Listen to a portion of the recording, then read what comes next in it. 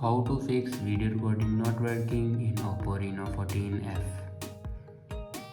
So let's start the video. First of all, open settings.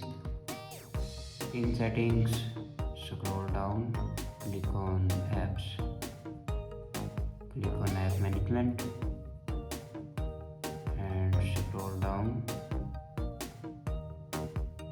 click on camera.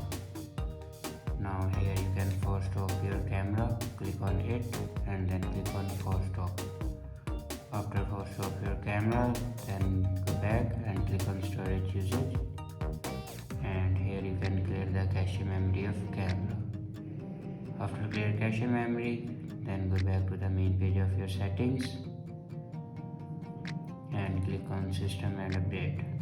Now click on software update, and here you can check your latest version will be updated or not. If it doesn't update to latest version, then update it to latest version. After doing these steps, your problem will be fixed. I hope this video is helpful for you. Thanks for watching.